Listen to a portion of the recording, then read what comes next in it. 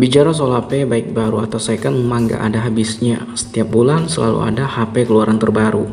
Dan kalau diikut-ikutin tentu kita tidak pernah mendapatkan yang sempurna. Pasti ada aja kekurangannya. Karena memang mencari HP ini bisa kita ibaratkan seperti manusia yang selalu tidak pernah merasa puas. Karena sudah kodratnya kita selalu ingin lebih saat sudah memiliki sesuatu. Saat punya 2 motor, ingin punya motor 6. Saat sudah punya motor 6, ingin punya mobil 2. Saat punya mobil, ingin punya helikopter. Saat punya helikopter, ingin punya tanah coupling di Mars. Begitu seterusnya, sampai kepuasan itu tidak mendapatkan puncaknya. Yang akhirnya kita sadar kalau kepuasan itu hanya bisa kita dapatkan dengan cara bersyukur dengan apa yang kita punya dan miliki. Oh ya, ini konten review ya, tapi nggak apa-apa ya, openingnya dengan kata-kata renungan yang mungkin bisa saja membuat kita lebih mensyukuri tentang kehidupan ini. Di tangan saya ada Redmi 9. HP ini sudah rilis sejak tahun 2020 di Indonesia. Hadir sebagai HP entry level di bawah 2 juta yang sudah punya resolusi Full HD+. Kaum mending memang habis-habisan sih saat itu merosting HP lain yang dikata 2-4 jutaan kok masih pakai layar SD+. Ya bener juga sih. Sekedar info untuk harganya sendiri, HP ini sudah berada di harga 1,2 juta untuk varian RAM 3 dengan plus internal 32 GB. Itu yang kondisi bekas ya. Dan 1,3 sampai 1,4 jutaan untuk varian RAM 4 GB dengan plus internal 64 GB.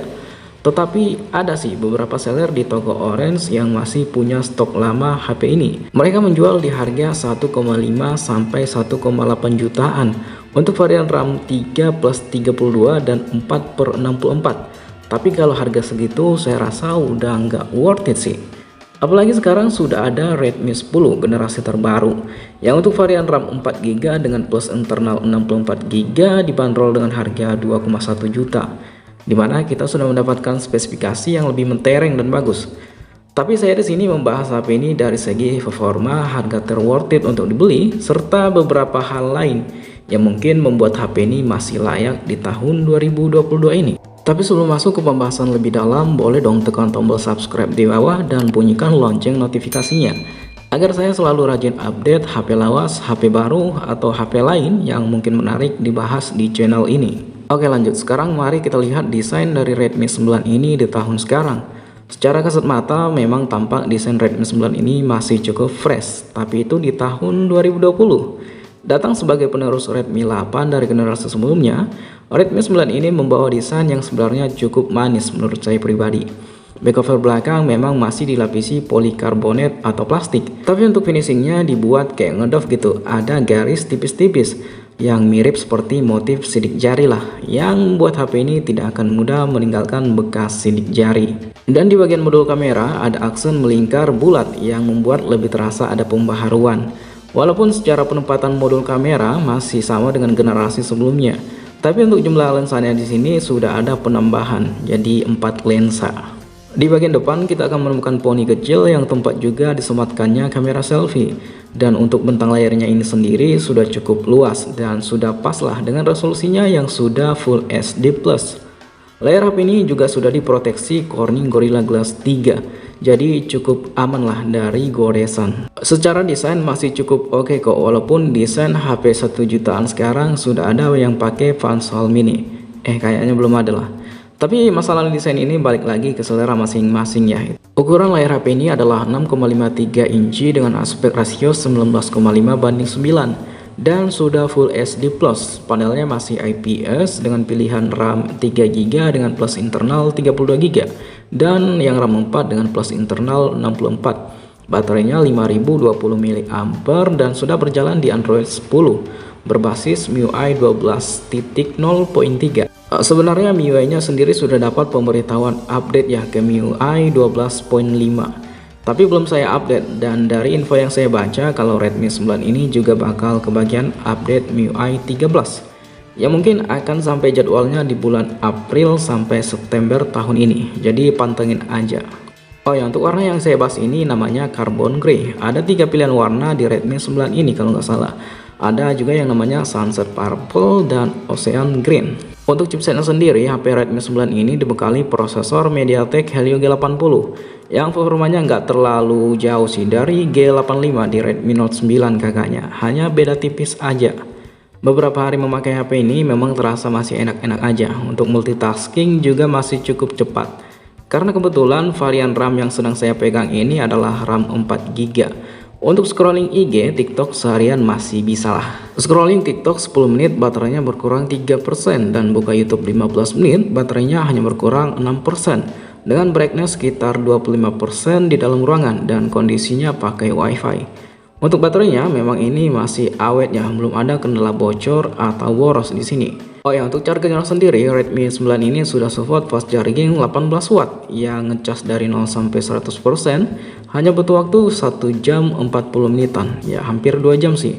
Dan untuk USB-nya sendiri Redmi 9 ini sudah pakai Type-C, jadi mantap lah. Untuk performa game sebenarnya masih cukup lancar-lancar aja sih. Main ML masih berjalan di settingan high rata kanan dan PUBG juga masih playable lah dimainkan, udah smooth ultra. Tapi memang untuk sensor gyronya ini masih virtual ya, jadi memang kadang agak ada delay sedikit. Mungkin juga bisa berpengaruh terhadap update software yang belum saya jalankan untuk device yang khusus saya pegang ini.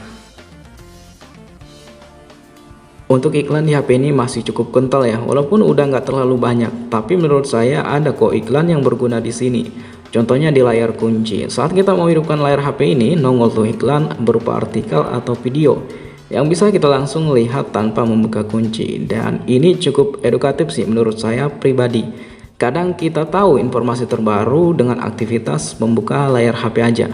Ya, bagi yang risih dengan iklan boleh di skip kok dengan cara langsung membuka dengan sidik jari. Oh ya, untuk slot SIM-nya sendiri Redmi 9 ini sudah triple slot, jadi aman lah tentunya, nggak perlu ngorbanin salah satu SIM di dalamnya. Di bagian security, HP ini masih mengadopsi sensor fingerprint tradisional di bagian belakang, yang kalau di flashback ke belakang, saya jadi keingat sensor fingerprintnya Redmi Note 8 Pro yang menyatu dengan modul kameranya, dan kecil banget sih. Itu sering miss sih pembacaan sidik jari saya saat itu. Tapi kalau di sini sudah terbiasa. Untuk kecepatannya sendiri masih terbilang cukup cepat dan ngebut. Untuk keamanan lain, HP ini juga punya face unlock untuk deteksi muka imut kita. Salah satu mungkin yang minus di HP ini saya rasa adalah kualitas keluaran speakernya yang terasa biasa aja. Karena untuk speakernya sendiri hanya satu di bagian bawah. Beralih ke bagian kamera, Redmi 9 ini punya setup quad kamera atau 4 buah lensa kamera yang masing-masing beresolusi 13 megapiksel sebagai kamera utama, 8 megapiksel ultra wide, 2 megapiksel depth sensor, dan 2 megapiksel lagi sebagai makro. Dan untuk selfie-nya beresolusi 8 megapiksel. Tapi sayangnya di Redmi 9 ini masih absen untuk mode malam. Jadi kalau nangkap kamera di malam hari hasilnya B aja, kecuali kondisi cukup cahaya. Untuk perekaman videonya tembus sampai 1080p 30 fps, dan saya rasa untuk hasil gambar yang ditampilkan masih cukup lah, nggak terlalu mentereng atau bagus-bagus amat ya, sekedar cukup HP entry level. Untuk hasilnya teman-teman bisa langsung lihat di slide berikut.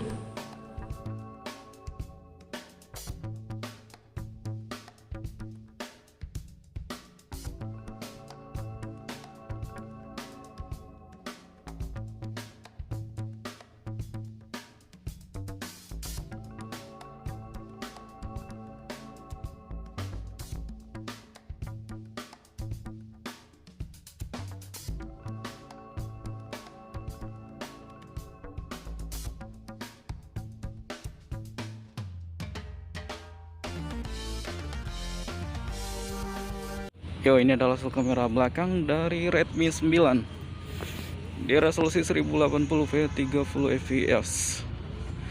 Ini kondisinya siang hari. Untuk warna yang dihasilkan saya rasa masih cukup lah.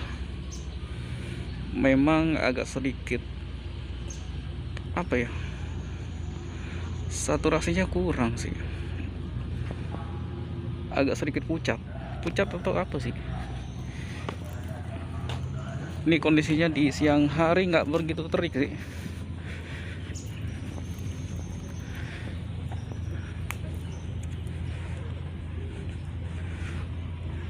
Untuk hasilnya saya rasa cukup lah, nggak terlalu bagus amat. Oke, jadi Redmi 9 ini udah bisa ngerekam di kondisi wide angle, bukan di lensa utama, dia di wide angle ini udah ada, dan hasilnya seperti ini. Wah, ada orang lewat pula. Untuk stabilisasi emang nggak ada ya di sini, karena ya HP entry level saya rasa segini udah cukup lah. Oke, ada orang aku. Ini di alun-alun Kapuas. Yo, ini adalah hasil kamera depan dari Redmi 9. Tuh orang lagi berdagang. Kalau untuk hasilnya sih saya lihat masih oke ya. Walaupun di sini langit kayaknya nggak begitu kelihatan, kalau kita ya lumayan cerah sih, cuman muka kita agak gelap di sini. Dan untuk audionya ini tanpa diedit, dan saya rasa hasil kamera seperti ini sudah cukup lah di range harga yang cuman 1,2 juta sampai 1,5 jutaan, dan nggak ada stabilisasi sih kayaknya. Dia di resolusi 1080p 30 fps. Oke, agak malu sih saya nih diliatin orang kayak. Oke, setelah 2 tahun menghiasi pasar Indonesia, lantas bagaimana kesimpulan dari Redmi 9 di tahun 2022 sekarang? HP ini masih worth it ya menurut saya pribadi, tapi untuk varian yang RAM 4 dengan plus internal 64GB. Karena dengan RAM segitu bisa menunjang keperluan multitasking kita. Bermain game ringan santai dan kebutuhan foto dan videografi juga masih enak, dan hasilnya juga nggak terlalu mengecewakan.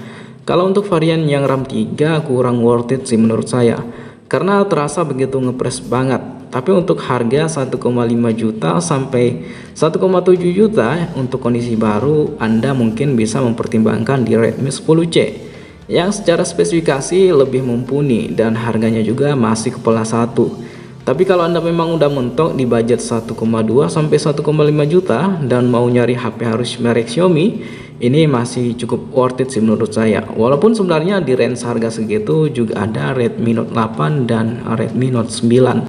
Tapi ya kalau di toko-toko online Redmi Note 8 masih cukup mahal sih. Kalau di marketplace Facebook bisa kok dinegosiasi. Apalagi kalau Anda hunter item di Facebook Marketplace, boleh tuh nego seenak jidat. Tapi resikonya mungkin Anda dimaki oleh penjual. Kesimpulan lain, performa MediaTek Helio G80 masih cukup mumpuni ya di tahun sekarang. Budget 1 jutaan sekarang udah lumayan kok pakai chipset ini. Oke, sekian review Redmi 9 di tahun 2022 dari KP Gadget kali ini. Like jika teman-teman suka dengan video ini, dan dislike saja kalau nggak suka. Sampai jumpa di video berikutnya, dan thank you.